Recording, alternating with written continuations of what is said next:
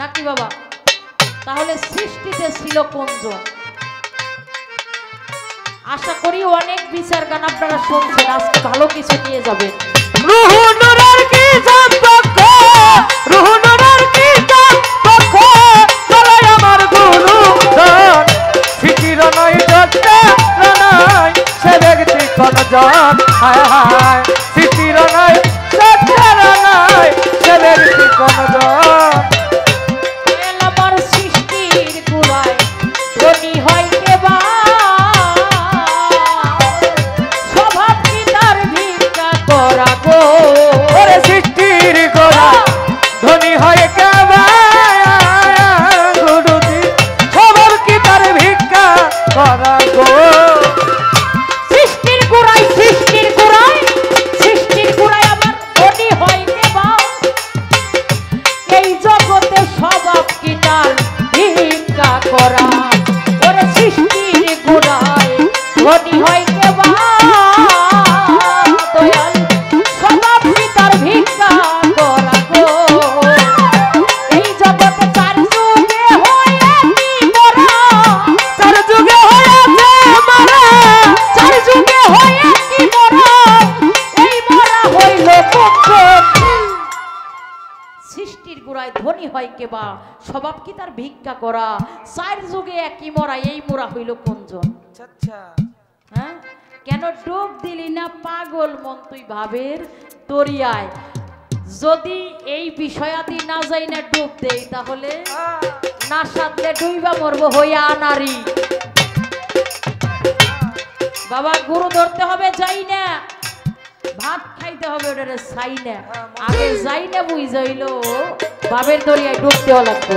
ওরে রুহুনুরের কি সম্পর্ক, রুহুনুরের কি সম্পর্ক, বুঝা আমার গুরুজন, সৃষ্টির নয় সত্তার নয় দেবে সত্য নয়, সৃষ্টির নয় সত্তার নয় সে ব্যক্তি কোনজন। আমার বিন্দু রূপে বিন্দুরে ছিল, ওরে ও তার হেদি সারা খুইলা বলো রে। ওরে বদল ডিম্বু রূপে বিন্দুরে ছিল, তার যদি সারা খুইলা বলো রে।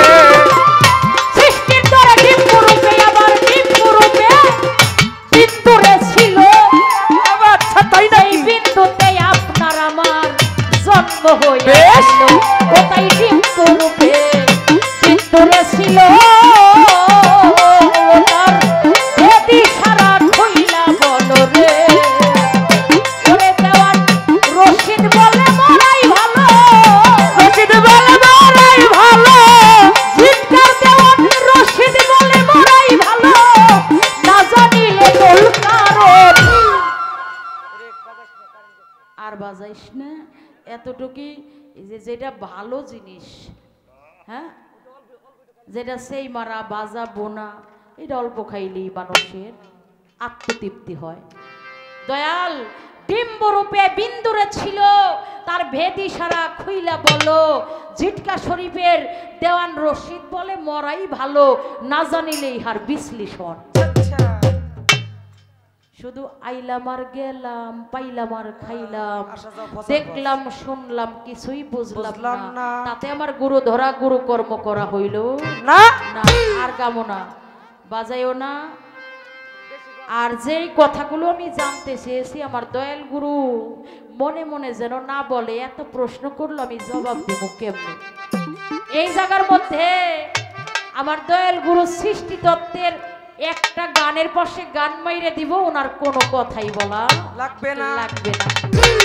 এই জন্য এখান থেকে বলছিল পালা দিব মালজোড়া, যাতে গানের পৃষ্ঠে গান হয়।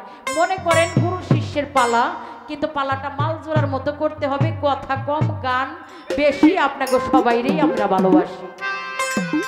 ওরে রুহুনুরের কি সম্পর্ক,